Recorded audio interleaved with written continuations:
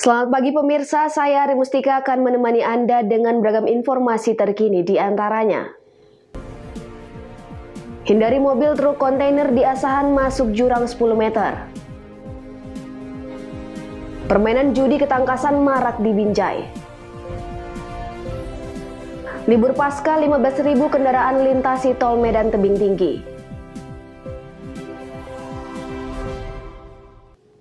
Selain cuplikan berita tadi, kami juga akan menghadirkan beragam informasi lainnya. Pemirsa, kita jelang sumut hari ini pagi selengkapnya.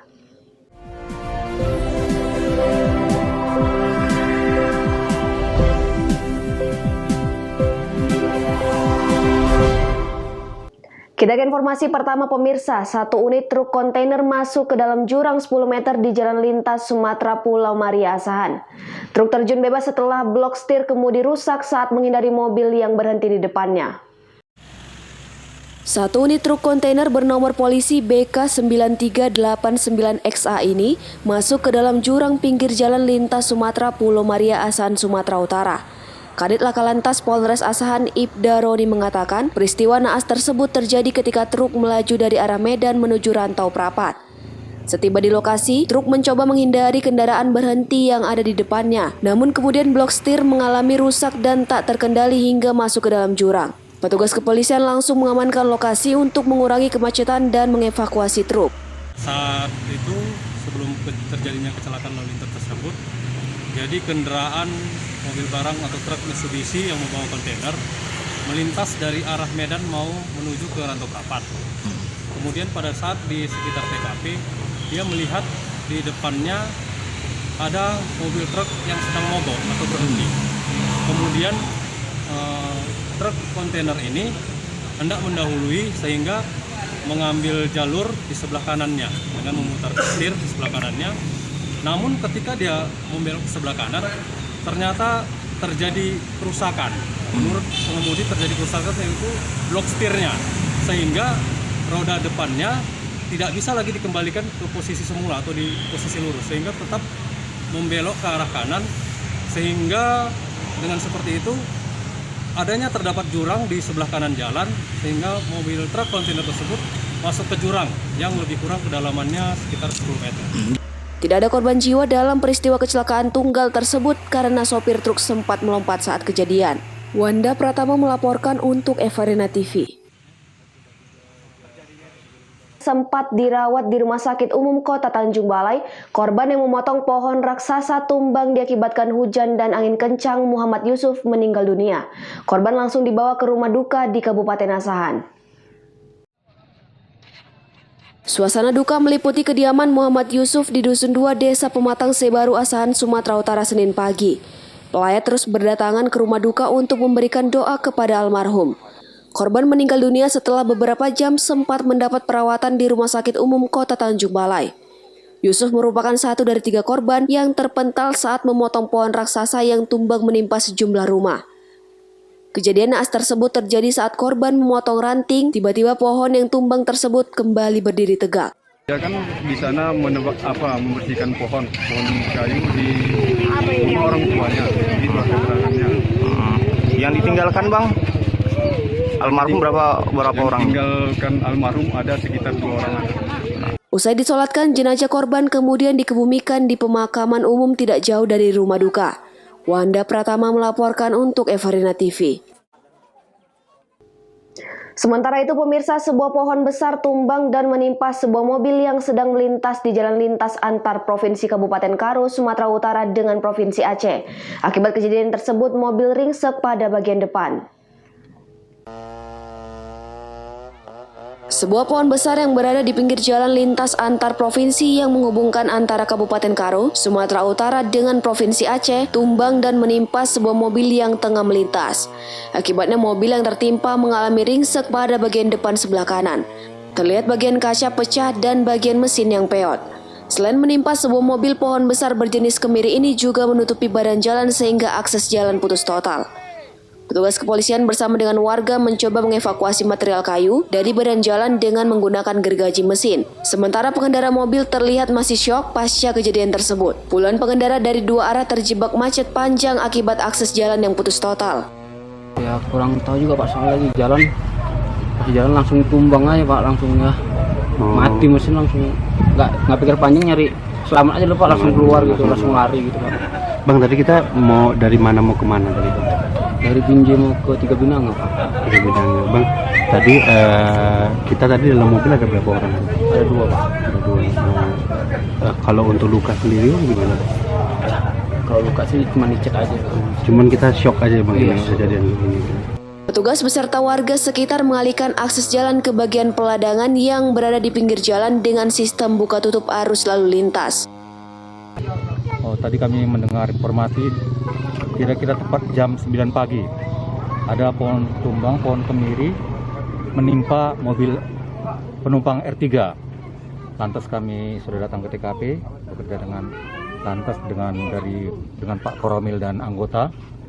Sekarang sudah kita lihat sama-sama, sudah dengan bantuan masyarakat, sudah disinso, jalan sudah bisa normal kembali. Siapa untuk korban jiwa sendiri Pak? Korban jiwa tidak ada. Tadi supir dengan seorang penumpangnya hanya luka lecet pada bagian tangan. Dalam kejadian tersebut tidak ada korban jiwa, namun pengendara mengalami luka lecet pada bagian tangan dan kakinya. Chandra Bukit melaporkan untuk Everina TV. Semut hari ini masih akan kembali sesaat lagi, tetaplah bersama kami.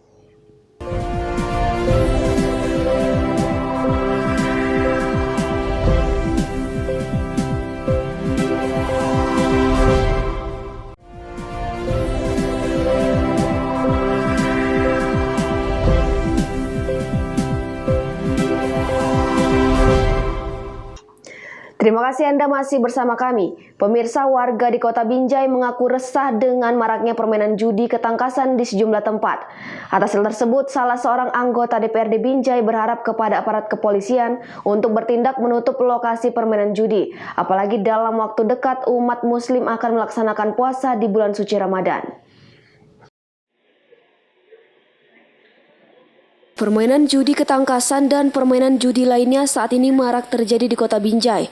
Tempat-tempat permainan judi ketangkasan bukan lagi menjadi rahasia umum. Di kawasan Kampung Tanjung dan kawasan Brahrang merupakan salah satu lokasi permainan judi ketangkasan yang hingga saat ini masih terus berlangsung.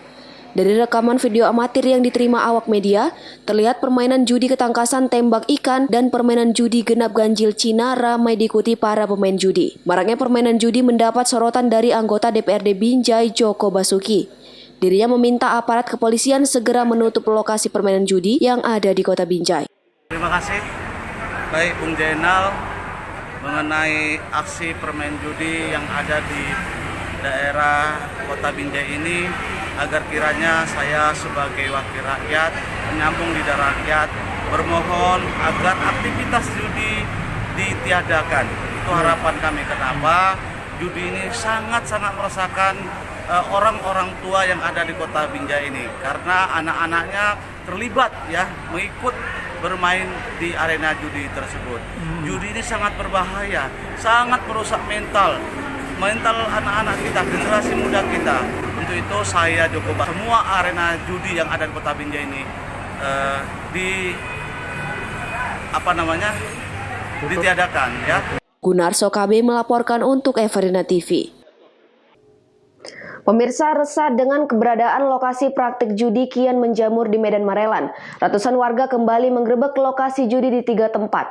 Dari lokasi warga menemukan 5 unit mesin judi yang kemudian dirusak dan dibakar warga. Dalam video amatir milik warga, terlihat ratusan warga menggerebek praktik judi di 3 tempat lingkungan 15 di kawasan Jalan Kapten Rahmat Budin, Kelurahan Terjun, Kecamatan Medan Marelan, Sumatera Utara. Ratusan warga mendobrak pintu dan menemukan mesin judi yang telah meresahkan warga. Dalam penggerebekan tidak ada perlawanan dari pemilik lokasi judi. Warga yang tersulut emosi langsung memusnahkan 5 unit mesin judi tembak ikan dan dingdong dengan cara dirusak dan dibakar. Pemusnahan disaksikan langsung oleh petugas TNI Polri. Selain memusnahkan mesin judi, warga memberikan surat pernyataan kepada pemilik lokasi untuk tidak lagi menyediakan tempat judi. Salah satu warga Kelurahan Terjun mengatakan dengan adanya keberadaan lokasi judi mengakibatkan tingginya angka pencurian di kawasan tersebut sehingga membuat resah warga. Warga-warga kita nih, masyarakat kita nih yang berada di lingkungan 15 ini kan merasa resah dengan adanya perjudian itu anak-anaknya pun tak pulang. Udah itu ada pun telantar selop-selop yang bagus, pisang, ayam, bebek, kandang ayam yang plastik itu hilang, berhilangan semuanya semenjak ada perjudian tuh. Jadi mama-mama tuh resah. Jika petugas kepolisian lambat dalam menangani dan memberikan efek jerah, lokasi judi akan kian marak. Maka warga akan bertindak tegas untuk menertibkan lokasi perjudian. Wahyu Pratama melaporkan untuk Evarina TV. Pemirsa, harga BBM non-subsidi di Sumatera Utara mengalami kenaikan per 1 April 2021. Pihak Pertamina berdalih bahwa kenaikan harga BBM tersebut mengacu pada kenaikan pajak bahan bakar kendaraan bermotor berdasarkan peraturan Gubernur Sumatera Utara. Sebaliknya, Gubernur menyebut Pertamina hanya mencari momentum untuk menaikkan harga BBM menggunakan Pergub. Harga BBM non-subsidi baik jenis bensin maupun solar mulai dari Pertalite, Pertamax, Pertamax Turbo, Pertamina Dex, Dex Lite, dan solar non-PSO naik rata-rata Rp200 per 1 April 2021. Kenaikan tersebut hanya berlaku untuk di Sumatera Utara. Pada hari pertama pemberlakuan harga baru tersebut, sebagian besar konsumen BBM tak mengetahui adanya kenaikan harga. Bahkan banyak dari mereka yang merasa keberatan karena harga BBM naik di masa pandemi. Pertamina berdalih kenaikan harga BBM sebagai bentuk penyesuaian naiknya tarif pajak bahan bakar kendaraan bermotor yang tertuang pada Peraturan Gubernur Nomor 1 Tahun 2021. Sementara Gubernur Edi Rahmayadi mengatakan Pertamina hanya mencari momentum untuk menaikkan harga. Edi menegaskan dia tidak punya hak untuk menentukan harga bahan bakar minyak di Sumatera Utara. Kenaikan harga BBM tersebut merupakan imbas dari kebijakan moneter pemerintah pusat. Kan kita ada Pergub mengeluarkan bahwa ada kenaikan pajak bahan bakar. Nah, itu berdasarkan itu, acuan itulah maka Pertamina menaikkan. Enggak lah. Iya Pak, berdasarkan itu Pak. Ya salah. Anda salah itu. Tadi Pertamina sebutnya begitu Pak, mengacu pada ya salah, yang menentukan harga itu Pertamina atau Gubernur? Pertamina. Tidak tahu dia jawabnya. Jadi si ini nih tidak tahu, tapi dia mencari momen aja itu. Kita kan harus menyesuaikan, begitu naik barang, pergubnya kan harus diperbarui. Ya sebenarnya nggak ada sinkronisasinya Pak dengan pajak bahan bakar kita itu? Enggak. Dia kenapa itu naik? Karena sangat berpengaruh kepada moneter. Hanya 5 yang tak boleh dilakukan oleh daerah: hukum, pendidikan, agama, pertahanan dan keamanan. Yang kelima adalah moneter. Sementara khusus untuk BBM bersubsidi premium dan biosolar sejauh ini tidak mengalami kenaikan harga. Namun dalam beberapa tahun terakhir, BBM jenis premium sudah tak dijual di sebagian besar SPBU yang ada. Daniel Bekwali melaporkan untuk Evarina TV. Semut hari ini masih akan kembali sesaat lagi, tetaplah bersama kami.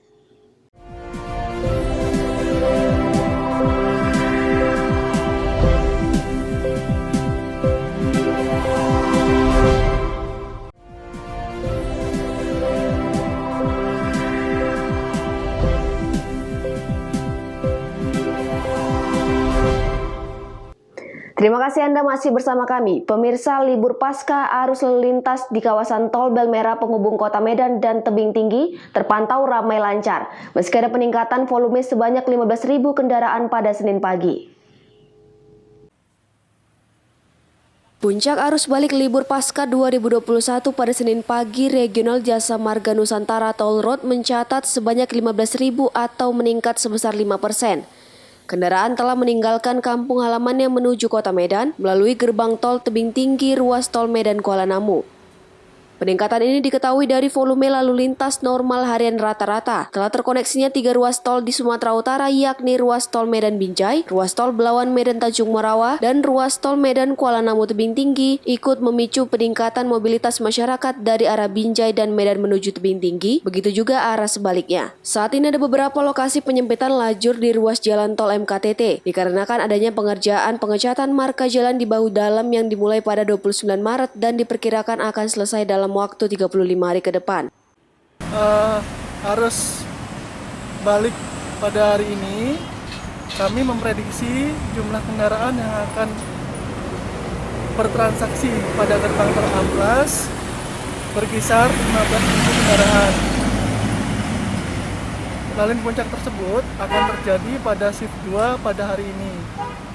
Upaya-upaya yang kita lakukan untuk mengantisipasi kepadatan di gerbang tol, kami mengoptimalkan jumlah gardu operasi pada gerbang tol Amplas sebanyak 7 gardu operasi dan 4 mobile reader. Dan kami juga kami mengharapkan kepada pengguna jalan untuk memastikan saldo uang elektronik dalam kondisi mencukupi. Hal ini bertujuan untuk mengurangi kepadatan saat melakukan transaksi di gerbang tol. Pengguna jalan diminta selalu mematuhi arahan atau imbauan petugas baik di gerbang, di rest area, ataupun di jalur khusus. Wahyu Pratama melaporkan untuk Everina TV. Pemirsa, memberi rasa aman dan nyaman jalannya perayaan ibadah umat Kristiani, Polres Nias bersama TNI melaksanakan pengamanan di berbagai gereja yang ada di Kepulauan Nias, Sumatera Utara. Pengamanan dilakukan untuk mengantisipasi adanya ancaman aksi teroris dan radikal. Polres Nias bersama TNI terus bersinergi dalam upaya melakukan pencegahan terhadap aksi-aksi teroris dan radikal, khususnya di tempat-tempat ibadah jelang perayaan Paskah. Pengamanan ketat yang dilaksanakan oleh Kepolisian Resort Nias bersama TNI merupakan bentuk kepedulian untuk menjamin kebebasan umat beragama di Negara Kesatuan Republik Indonesia. Dengan hadirnya polisi dan TNI yang melakukan penjagaan di lokasi gereja, mempersempit peluang bagi teroris dan radikal atau kelompok tertentu dalam menjalankan aksinya. AKBP Wawan Iriawan dalam keterangannya menegaskan, beberapa personil disiagakan di setiap gereja guna pengawasan dan memeriksa setiap orang yang memasuki kawasan rumah ibadah. Setiap gereja sudah kita laksanakan pengamanan. Pengamanan kepada personil-personil kita sudah tunjuk, sudah kita koordinasikan dari pihak tokoh-tokoh rumah ibadah, ya, yaitu kalau di gereja yaitu pendeta, ya, para pendeta sudah kita laksanakan dan kita sudah memberikan himbauan kepada mereka. Jadi setiap yang kita curigai, apapun tidak kita curigai, kita lakukan pemeriksaan di setiap masing-masing rumah ibadah. Itu. Majelis gereja dan seluruh warga jemaat di AKBP Gunung Stoli, kami sangat mengapresiasi atas tindakan cepat pengamanan yang dilakukan oleh TNI Polri, terlebih khusus di lingkup Kepulauan Nias dan di Kota Gunung Stoli pasca terjadinya ancaman bom di beberapa daerah yang terakhir di Jakarta, dan kami bersyukur atas pengamanan yang dilakukan sehingga kita boleh saksikan bahwa pelayanan dan acara ibadah pada hari ini dapat berlangsung dengan baik. Jemaat gereja mengapresiasi tindakan pihak Polres Nias dan TNI yang telah meninjau berlangsungnya ibadah. Haugo Monozega melaporkan untuk Everina TV. Pemirsa, demikianlah rangkaian informasi dalam Sumut hari ini pagi. Saya Ari Mustika mewakili kerabat kerja yang bertugas pamit undur diri. Terima kasih dan sampai jumpa.